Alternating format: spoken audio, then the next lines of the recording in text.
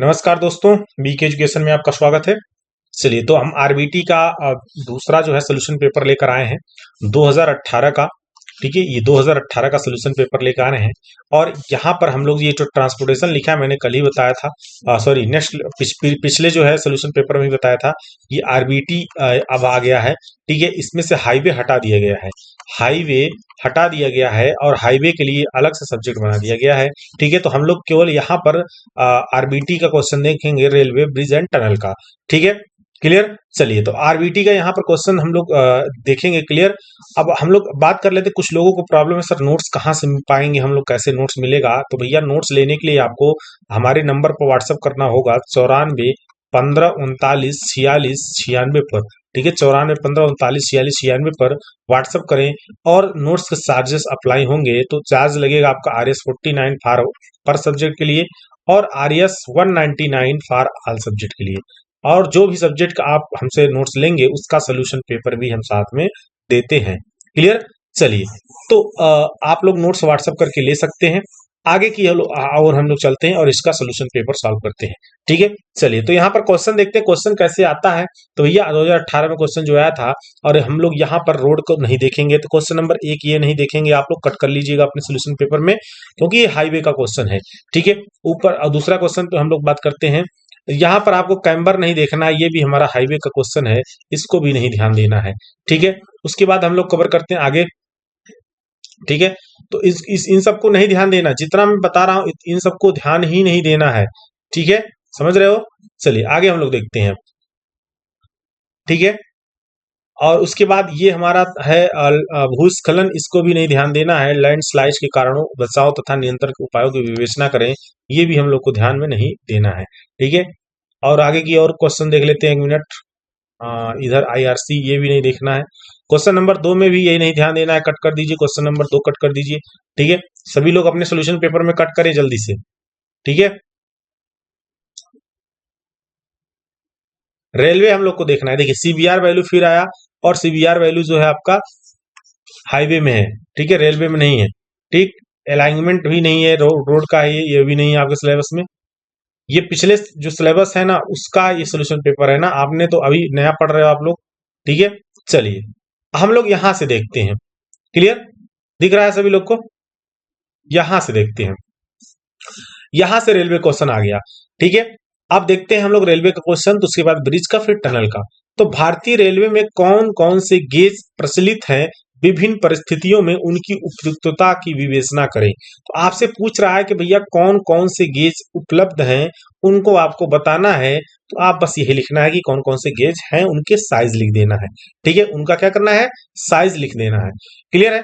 चलिए, तो दो समांतर रेलों के पृष्ठ जिस पर रेलवे बन चलती है के बीच की न्यूनतम दूरी गेज कहलाती है। ठीक है, तो जहां पर रेल हमारा चलता है, समानांतर जो रेलें होंगे उनके पृष्ठ जिस पर रेलवे चलती है। ठीक है, और उस वही बीच की दूरी। अब बीच की दूरी का मतलब ये नहीं है चाहे जहां से ले लोगे, ऐसा नहीं है, मैं बता रहा हूं कहां से लेना है। ठीक है, देखो जो हमारा एक रेल ऐसे लगा होता है, ध्यान से देखेंगे, ऐसे रेल एक लगा होता है। ठीक है, इस तरह से ऐसे। ठीक, एक रेल ऐसे लगा होता है, दूसरा रेल जो होगा वो भी कैसे लगा होगा, कुछ इस तरह से लगा होता है। ठीक है, इस तरह से। अब इनके बीच की जैसे दूरी जो लेना है ना, आप यहां से नहीं लोगे, इनके सेंटर से ऐसे नहीं लेना है, यहां से लेना है। कहां से, inner to inner, inner to inner distance लेना है। यही हमारा क्या कहा जाएगा, गेज डिस्टेंस। क्या कहा जाएगा, गेज डिस्टेंस। समझ गए सभी लोग। गेज डिस्टेंस किसको कहते हैं, तो गेज डिस्टेंस जो होगा इनके बीच की दूरी होगी। ठीक है, इनके बीच की दूरी होगी, ये ध्यान रखना। और इनर टू इनर, ऐसा नहीं है कि इनके सेंटर से बाहर से, ऐसा नहीं लेना है, इनर टू इनर। तो हमेशा लिखिएगा, चाहे अपने मन से भी लिख सकते हैं, दो समांतर रेलों के पृष्ठ के इनर टू इनर मतलब अंदर से अंदर की तरफ की बीच की न्यूनतम जो दूरी होगी वही हमारा गेज डिस्टेंस कहलाती है। ठीक है, कुछ देशों में पृष्ठ से 14 mm नीचे दूरी मापी जाती है। तो भैया ये जो पृष्ठ होता है ना, इससे 14 mm नीचे दूरी लेकर मापते हैं, और तथा उन न्यून दूरी को गेज कहते हैं। और ऐतिहासिक एवं अन्य कारणों से रेलवों के संसार में बहुत से गेज हैं, तो अलग अलग जगहों पर अलग अलग गेज यूज किया जाता है, जैसा मतलब अलग अलग देशों में। ठीक है, जैसा उनके यहाँ सुटेबल हो। हम लोग के यहाँ जो होगा वो हम बात करेंगे, ठीक है। तो यहाँ पर कह रहा है भारतीय रेलवे गेज की हम लोग यहाँ पे बात कर रहे हैं, तो हम लोग यहाँ पे भारतीय का लिखेंगे। ये तो पूरी कहानी लिख दिया है, ठीक है। हम लोग यहाँ पे भारतीय का मैं बता दे रहा हूँ, उसको बस आपको लिखना है। तो पहले इनका भी देख लेते हैं गेज के प्रकार। तो मानक गेज जो है वो आपका 1 मतलब 1435 में है। हिंद इसको मीटर में भी लिख सकते हैं आप, बस यहाँ पे दशमलव लगा दो, 1.435 मीटर, ठीक है। ब्रॉड गेज अगर हम लोग बात करें तुर्की चीन के लिए, अब ये इंग्लैंड यूएस कनाडा में ज्यादा यूज होता है मानक गेज। ब्रॉड गेज की बात करें तुर्की चीन के लिए तो 1.676, ठीक है, मीटर में, क्लियर। और बड़ा गेज एक होता है 1524, ये हमारा 1.524। ये भारत पाकिस्तान, तो भैया गलत है, ये भारत औरत में नहीं यूज होता, ये गलत दे रखा है, ठीक है। इन सब पे ना आना, ठीक है। अभी मैं जो बता रहा हूं उसको ध्यान देना, ठीक है। एक मीटर गेज होता है और एक नैरो गेज। देखते हैं इसमें दिया है कि नहीं दिया, अगर नहीं दिया होगा तो हम आपको बता देते हैं। ये नहीं सोल्यूशन लिखना है इसका, ठीक है। 1 मिनट रुक जाइए, देखते हैं नीचे दिया है कि नहीं दिया है। अगर नहीं दिया होगा तो हम सोल्यूशन बता रहे हैं उसको लिखना, ठीक है।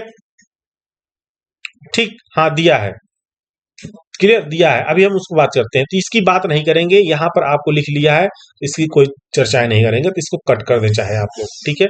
इसको कट कर दे अपने में, ठीक, नहीं देखना है। आप यहाँ समझ सकते हो, कोई दिक्कत नहीं है, ये दे रखा है सही है, बट इसको नहीं लिखना है। इसका जो आंसर है, इस क्वेश्चन का जो आंसर लिखना है वो यहां से लिखना है, मैं आगे बताता हूं, ठीक है।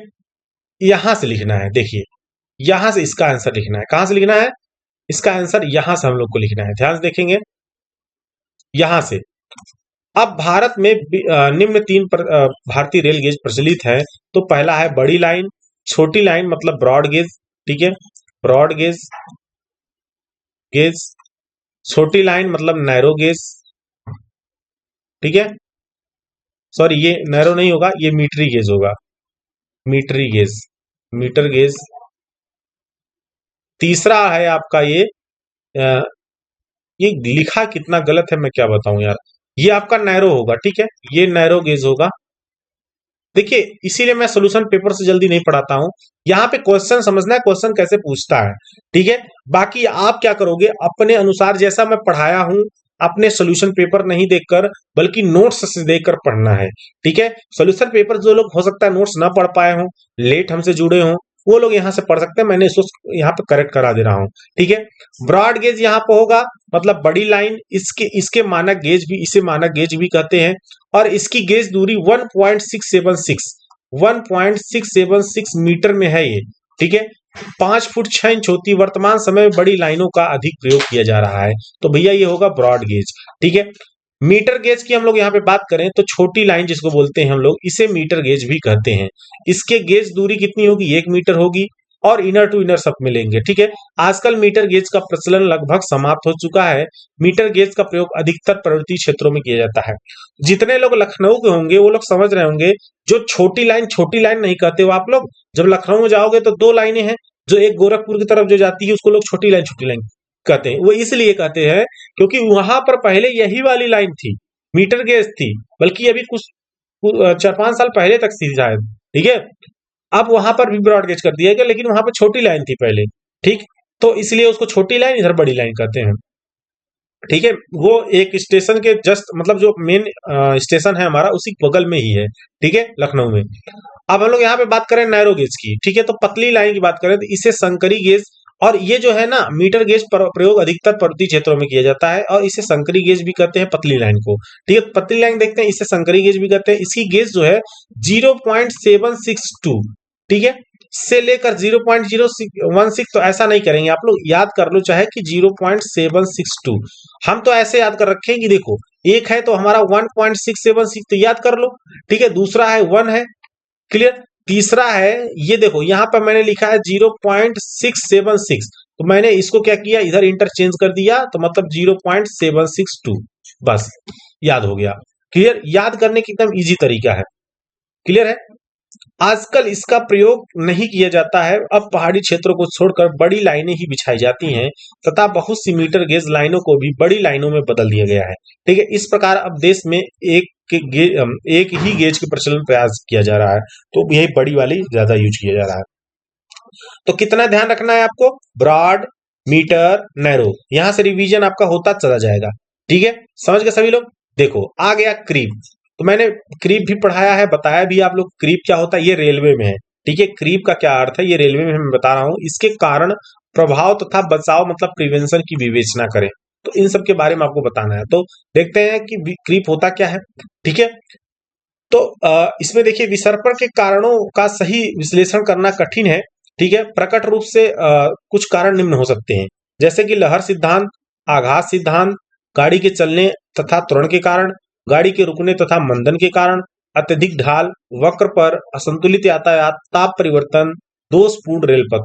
तो ये मैंने जो ना यहाँ पर कुछ पॉइंटों को मैंने अच्छे से डिस्कस किया है विथ फिगर। ठीक है, विथ फिगर मैंने डिस्कस किया है अपने, जब मैं स्लैब पढ़ा रहा था।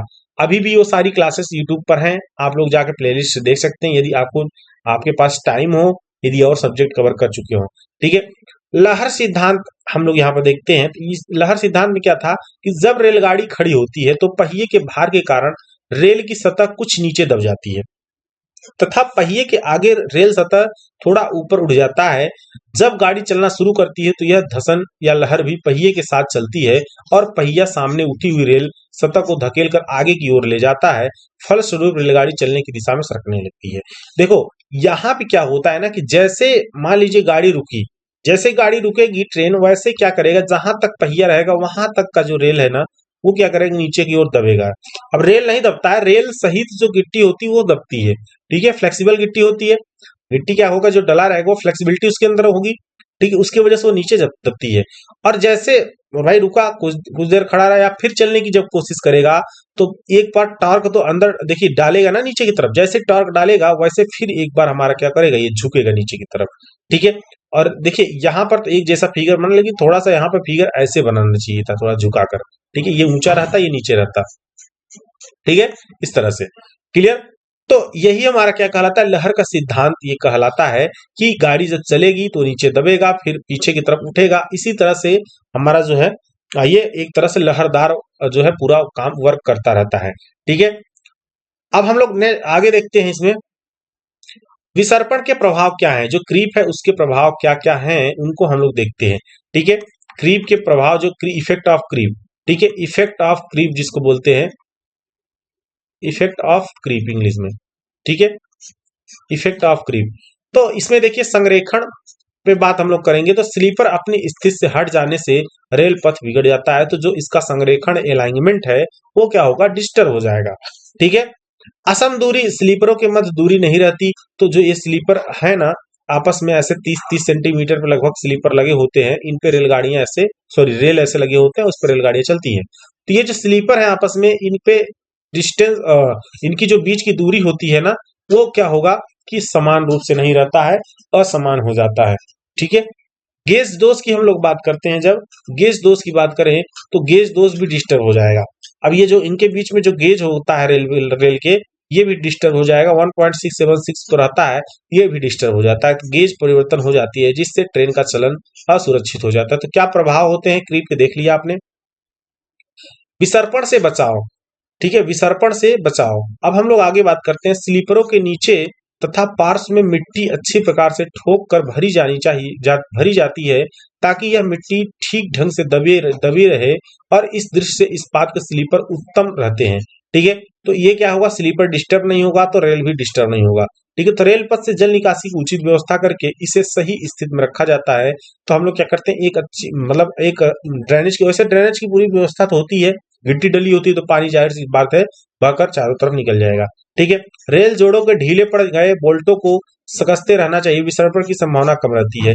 तो जो जहां पर फिश प्लेट लगे होते हैं उनको हम लोग क्या करते हैं, कसते रहे। जितने लोग फिश प्लेट नहीं पता है ना, तो जाके पहले तुम इसको अच्छे से पढ़ो। ठीक है, रेलवे क्लियर। यहाँ पे हम क्वेश्चंस बता रहे हैं क्योंकि ये फिश प्लेट वगैरह बहुत अच्छे से फिगर बनाए हैं। ठीक है, बहुत अच्छे समझाया गया है। क्लियर, चलिए आगे हम लोग बात करते हैं कैंट डिफिशियंसी। ठीक है, कैंट डिफिशियंसी मतलब उत्थान में कमी। ठीक है, उत्थान में कमी क्या है देखते हैं। और कैंट तो मैंने बताया था कि ये क्या है, सुपर इलिवेशन। सुपर इलिवेशन, ठीक है, बाह्योत्थान, बाह्योत्थान। तो हाईवे में सभी लोग पढ़े होंगे, अगर आप लोग नहीं पढ़े होंगे तो ये आपकी बहुत बड़ी गलती है कि प्रमोशन से पास हो गए। ठीक है, तो हाईवे में आप लोग यहाँ पर सुपर इलेवेशन पढ़े होंगे, ये हमारा जो है सड़क के लिए सुपर इलेवेशन बोलेंगे, और यही अगर रेलवे में आ जाएगा तो हम लोग उसको कैंट बोलेंगे। ठीक है, तो इसमें कमी हमसे पूछ रहा है, क्या वही बताना है। ठीक है, देख लेते हैं। तो शब्द कैंट की कमी को एक स्थिर त्रिज्या वक्र पर स्थिर गति से रेल वाहन की मात्रा के संदर्भ में परिभाषित किया गया है। ठीक है, कैंट अपने आप में वक्र के उत्थान के लिए ब्रिटिश पर्यायवाची के अर्थात बाहर की रेल माइनस के अंदर की रेल ऊंचाई। ठीक है, तो बाहर की जो रेल है उसके माइनस करेंगे, किसमें, अंदर की रेल ऊंचाई में करेंगे। ठीक है, कैंट की कमी तब होती है जब किसी वाहन की वक्र पर गति उस गति से अधिक होती है जिस पर पहिया से लेकर रेल बल के घटक ट्रैक के विमान के लिए सामान्य होते हैं। ठीक है, तो क्या होगा कि जितना वहां पर देखिए, एक तो जहां पर टर्न होंगे ना, वहां पर उनकी स्पीड को बढ़ाने के लिए, नहीं तो टर्न जहां पर टर्न रहेंगे बहुत कम स्पीड में ले जानी पड़ेगी।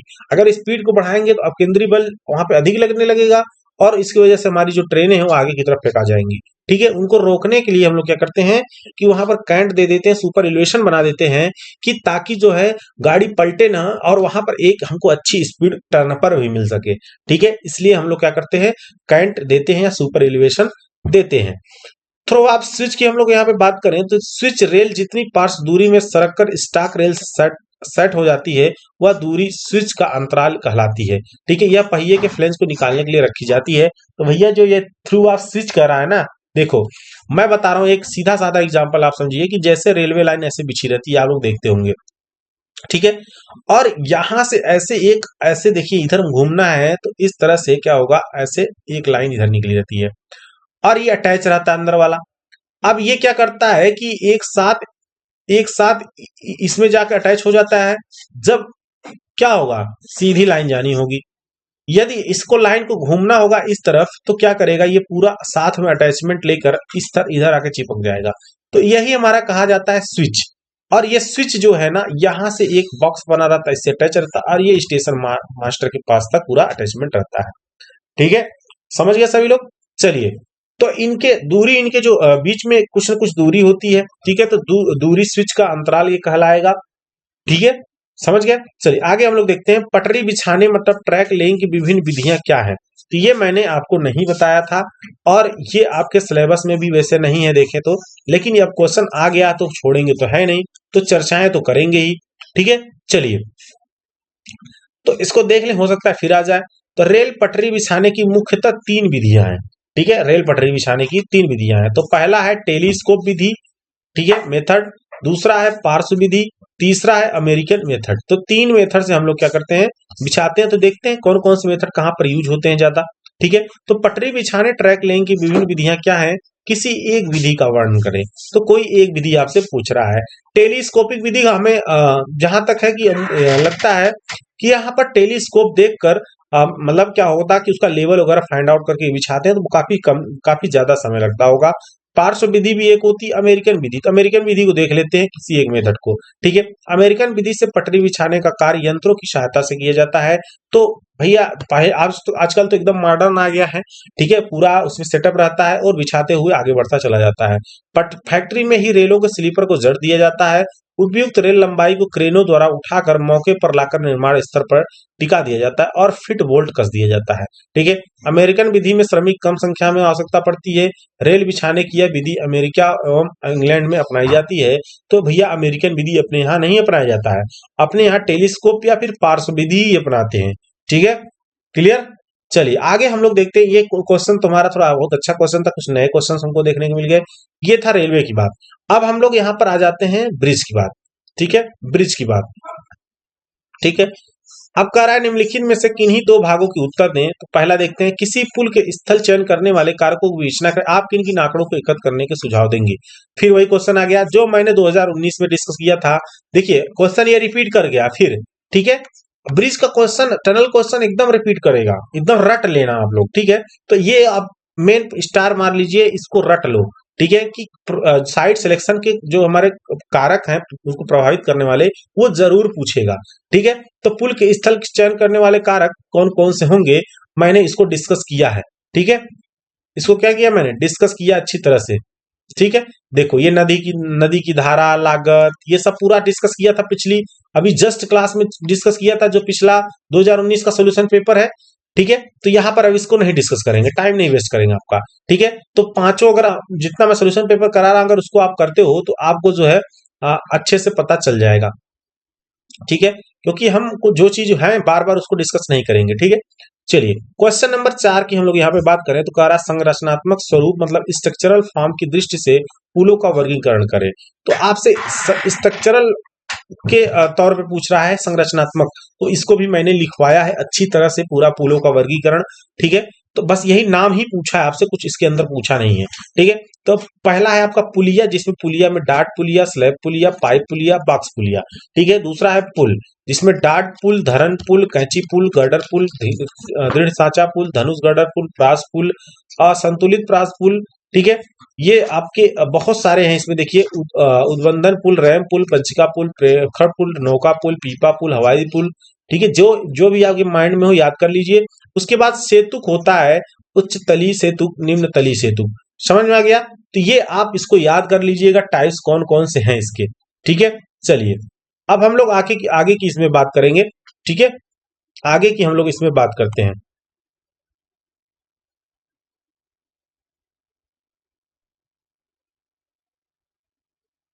चलिए एबटमेंट की बात करते हैं। यहां पर देखिए एबटमेंट की बात करते हैं। क्वेश्चन नंबर 4 का सी में विभिन्न प्रकार के एबटमेंट का स्वच्छ चित्र देते हुए वर्णन करें। तो आप एबटमेंट का मैंने जो बनवाया है फिगर, अच्छे से बनवाया था पूरा सोल्यूशन पेपर में, अभी जस्ट लास्ट के ही क्लास में कुछ करवाया है इसको। ठीक है, लास्ट के चार, अगर लास्ट के आप 10 क्लास देख ले रहे हो आरबीटी का, ठीक है, हमारे चैनल से अगर आप आरबीटी का लास्ट का पीछे की तरफ से देखिए, लास्ट का 8-10 क्लास देख लो आप, तो काफी क्वेश्चंस कवर हो जाएंगे उसमें से। ठीक है, पक्ष अंत्याधार के प्रकार में देखें तो पक्ष भित्ति रहित अंत्याधार और पक्ष भित्ति सहित अंत्याधार। तो देखिए अंत्याधार में क्या है, जो एबटमेंट है, एक तो है कि विंग वाल अटैच है, एक में विंग वाल अटैच नहीं है। ठीक है, इसको मैंने अच्छे से बनवाया है, तो ये क्वेश्चंस आप एकदम याद कर लीजिएगा विद फिगर। ठीक है, क्लियर। चलिए आगे हम देखते हैं इसमें नेक्स्ट क्वेश्चन पे। देखिए ये मैंने फिगर बनवाया था, अच्छे से याद होगा आप सभी को। ठीक है, ये देख रहे हैं, क्लियर, इस तरह से, जिसमें सीधा अंत्याधार, टी अंत्याधार, वक्रित अंत्याधार पूरा बताया था कैसे फिगर इसका बनता है। ठीक है, चलिए आगे की हम लोग बात करते हैं। देखो अब ये संक्षिप्त टिप्पणी लिखने के लिए आपसे जरूर पूछेगा, जब इस तरह से संक्षिप्त टिप्पणी पूछे तो आप जरूर लिख के आइए, इससे अच्छे नंबर मिल जाते हैं। ठीक है, यहाँ पर एयरपोर्ट वाला का हम बात नहीं करेंगे। ठीक है, ये नहीं बात करेंगे, सड़क टूटने की ये बात नहीं करेंगे। ठीक है, पुलिया की बात करेंगे, पुलिया है क्या। देखो ऐसे पुलिया की हम लोग यहाँ पे बात कर लेते हैं, पुलिया है क्या। अभी हमने ऊपर पुलिया की भी बात की थी, और पुलिया में अंतर क्या होता है इसको समझ लेते हैं, यहीं पर क्लियर कर लो, कभी आ जाए तो उड़ा दोगे। ठीक है, चलिए ऐसे पुल जिनका पार्ट 6 मीटर अथवा कम होता है पुलिया के नाम से जाना जाता है। ठीक है, जो ये पार्ट होता है ना, मान लीजिए एबटमेंट हो गया, ठीक है, ये एबटमेंट हो गया, इनके बीच जो पार्ट होगा यदि ये 6 मीटर से कम हो, इज लेस देन 6 मीटर। ठीक है, 6 मीटर से यदि ये कम है तो हमारा कहा जाएगा पुलिया। ये क्या कहा जाएगा, पुलिया। और यही अगर आपका पार्ट जो है ये 6 मीटर से अधिक हो, ठीक है, इज ग्रेटर देन 6 मीटर, तो हमारा क्या कहा जाएगा, पुल। समझ गए, 6 मीटर से अधिक हो पुल, 6 मीटर से कम हो तो पुलिया।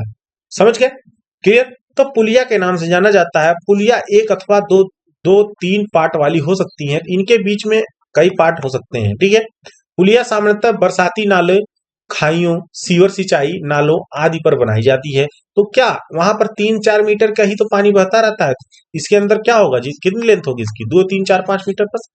तो यह मुख्यतः 4 प्रकार की होती है, arc culvert, pipe culvert, slab culvert, box culvert. ठीक है, एयरपोर्ट के लिए मूल तत्व तो ये हम लोग नहीं पढ़ेंगे। ठीक है, ये आपके सिलेबस में नहीं है। पुल धारक, पुल बियरिंग अगर देखें, पुल बियरिंग तो ये भी मैंने बता दिया है, तो देख लेते हैं यहाँ पर। ठीक है, अब बात आई है तो यहाँ पर डिस्कस करते चलते हैं। ठीक है,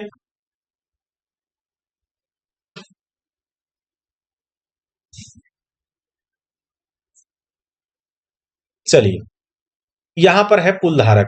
ठीक है, देख लेते हैं पुल धारक क्या होता है। अब भैया ब्रिज बियरिंग हो, ये क्या है, ब्रिज बियरिंग की हम लोग यहाँ पे बात कर रहे हैं। ठीक है, इसको मैंने अच्छे से पढ़ाया, तभी तो मैं कह रहा हूं ना।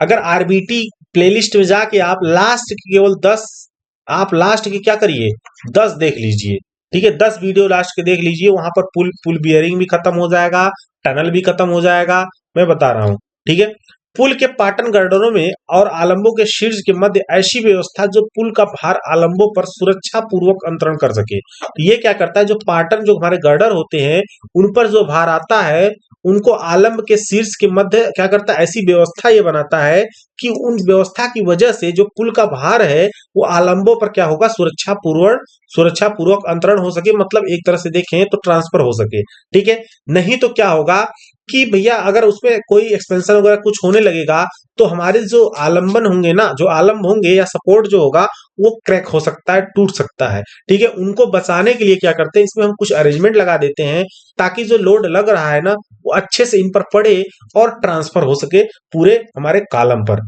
ठीक है, या पूरे एबटमेंट पर। क्लियर। अब हम लोग इसमें बात करेंगे बेरिंग द्वारा मुख्य गर्डों की मुक्त अनुदैर्ध जो चाल होती कोणीय गति के लिए जिसके आंतरिक प्रतिबल उत्पन्न न हो। देखो इसमें क्या होगा ना कि एक तरफ हम लोग फिक्स करेंगे, जितना ये पुल होता है आपका, तो ये जो है ना भैया बहुत, जितने अगर लंबाई के पुल होंगे, बड़े पुल होंगे, तो ये फिक्स नहीं रहते हैं। कहेंगे सर अरे गिर जाएगा, ऐसा नहीं है, इसमें अरेंजमेंट किया जाता है, ये मूव करेंगे। ठीक है, जैसे ये गाड़ी यहाँ से चलती है, ठीक है, जैसे गाड़ी इस पर चढ़ेगी, एक तरफ गाड़ी पहुंचती है, दूसरे तरफ पुल अपने आप उठता है, वो हमको पता नहीं चलता है, पुल हमेशा मूव करता रहता है, इतना याद रख लीजिए।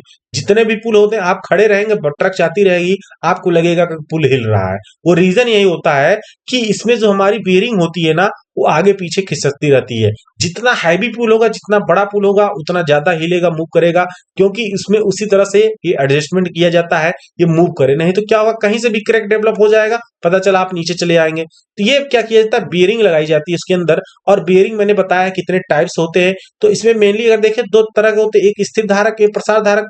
तो जहां पर छोटी हमारे 20 मीटर से अगर कम इसकी स्पान है तो हम लोग वहां पर स्थिर धारक दोनों में लगा देंगे, और दोनों कंडीशंस मैंने लिखवाया था कि यहाँ पे दोनों ये प्रोवाइड करेंगे फिक्स वाले। और जहां पर हमारे 20 मीटर से अधिक होंगे वहां पर हम लोग प्रसार धारक लगाएंगे।